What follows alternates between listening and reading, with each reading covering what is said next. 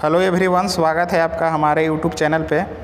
तो 2-3 दिन पहले आपको एक शॉर्ट नोटिस से आपको पता चल गया होगा कि बिहार में आईटीआई इंस्ट्रक्चर की बहाली आने वाली है, वो भी सभी ट्रेडों के लिए, और अच्छी खासी वैकेंसी है।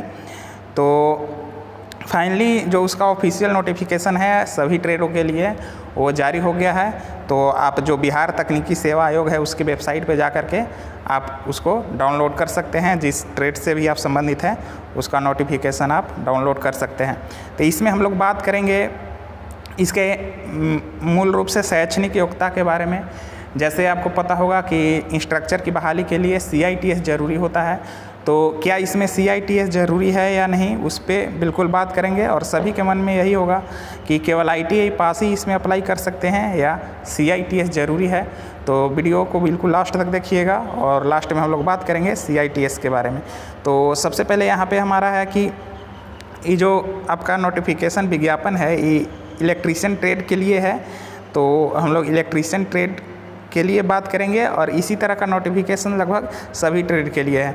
तो सबसे पहले यहाँ पे दिया गया है कि जो आपका यहाँ पे देखिए जो पद है वो आपका इलेक्ट्रीशियन का इंस्ट्रक्चर है, व्यवसाय अनुदेशक के रूप में है। और वेतनमान की बात करेंगे तो पे लेवल 6 में आपका सैलरी बनेगा। तो समझ रहे हैं पे लेवल 6 में कितना सैलरी बनेगा। और इसमें जब टोटल अलाउंसमेंट जुटेगा तो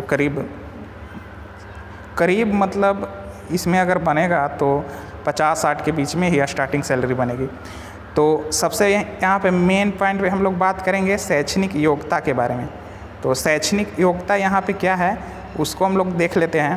तो सबसे पहले तो आपको होना चाहिए इलेक्ट्रीशियन व्यवसाय से, अगर इलेक्ट्रीशियन ट्रेड से हैं तो उसके लिए आपको क्या होना चाहिए, ट्रेड का सर्टिफिकेट होना चाहिए, 2 वर्षीय आपका कोर्स होना चाहिए। सेकेंड है आपका अनुभव, यहाँ पे दिया हुआ है। तो यहाँ पे अनुभव दिया हुआ है कि राज्य सरकार, भारत सरकार से मान्यता प्राप्त किसी भी उद्योग संस्थान से संबंधित, अगर किसी भी आप उद्योग में या किसी भी संस्थान में आप लगभग 3 वर्ष तक कार्य अनुभव रखते हों तो उससे भी आप इसके लिए अप्लाई कर सकते हैं।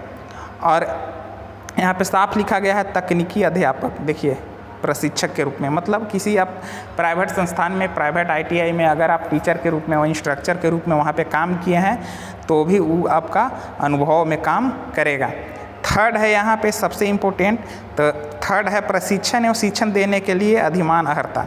तो प्रशिक्षण देने के लिए और शिक्षण देने के लिए आपको CITS तो होना ज़रूरी है, 1 वर्षीय कोर्स, देखिए 1 वर्षीय कोर्स।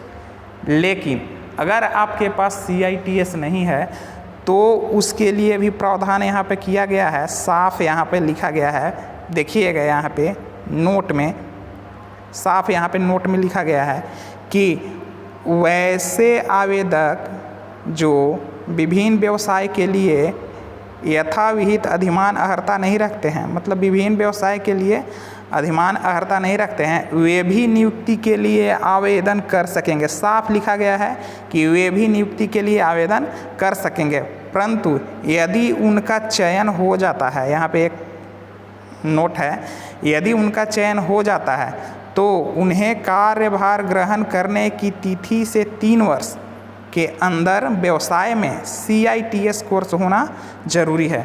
अगर आपके पास अभी CITS नहीं है तो आप बिल्कुल अप्लाई कर सकते हैं। और अगर आपका चयन हो जाता है तो क्या करना है, आपको ज्वाइनिंग तिथि से नियुक्ति तिथि से 3 वर्ष के अंदर CITS करना अनिवार्य होगा। तो नियुक्ति के बाद आप CITS कैसे करेंगे वो भी दिया गया है यहाँ पे कि पूर्ण करना होगा, उन्हें उक्त अवधि के लिए अवकाश प्रदान किया जाएगा। मतलब कि आप CITS करने जाइएगा 1 वर्ष के लिए तो उसके लिए आपको अवकाश दिया जाएगा, छुट्टी दिया जाएगा। यदि कोई व्यक्ति अपने नियंत्रण के परे कारणों से उक्त कोर्स को पूरा नहीं करता है, मतलब असमर्थ होता है, सब यहाँ पे लिखा गया है। अगर असमर्थ होते हैं आप किसी कारण से अपना जो कोर्स है उसको पूरा करने में, तो उसके लिए क्या है कि देखिए यहाँ पे साफ CITS प्रमाण पत्र प्राप्त करने में असमर्थ रहता है तो उसका प्रथम वेतन वृद्धि अनुमान नहीं किया जाएगा, मतलब आपका वेतन वृद्धि नहीं लगेगा और सरकार उसकी सेवा समाप्त करने पर विचार कर सकती है मतलब समाप्त नहीं कर सकती है लेकिन विचार कर सकती है।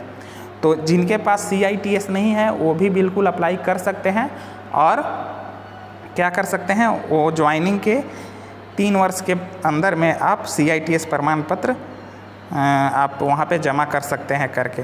अब इसमें हम लोग देखेंगे, विवरण देख लेंगे किस कैटेगरी में कितना सीट है इलेक्ट्रीशियन के लिए। तो यहाँ पे देखिए जनरल के लिए क्या है, यहाँ पे देखिए यहाँ पे 35% आरक्षण भी महिलाओं को दिया गया है, तो टोटल महिलाओं के लिए 49 सीट है। जनरल के लिए 63 यहाँ पे है, आर्थिक रूप से EWS के लिए 16 है, अनुसूचित जाति के लिए 27 है, अनुसूचित जनजाति के लिए 2 सीट है, अत्यंत पिछड़ा वर्ग मतलब EBC के लिए 25 है, पिछड़ा वर्ग के लिए 15 है और पिछड़े वर्ग की महिलाओं के लिए 5 सीट है। तो टोटल यहाँ पे कितना है, 153 सीट है। तो जो भी CITS नहीं किए हैं वो भी बिल्कुल अप्लाई कर सकते हैं इसमें। और लेकिन एक बात यहाँ पे याद रखना होगा कि आपको जब भी नियुक्ति हो जाएगा तो उसके 3 वर्ष के अंदर आपको करना होगा। तो ये तो सभी लोग कर लेंगे, जब ज्वाइन कर लेंगे तो करने में कोई दिक्कत नहीं है, 1 साल का आपको अवकाश भी दिया जाएगा। तो इस वीडियो में इतना ही। अब हम लोग अगले वीडियो में अलग ट्रेड के लिए बात करेंगे। तब तक के लिए धन्यवाद।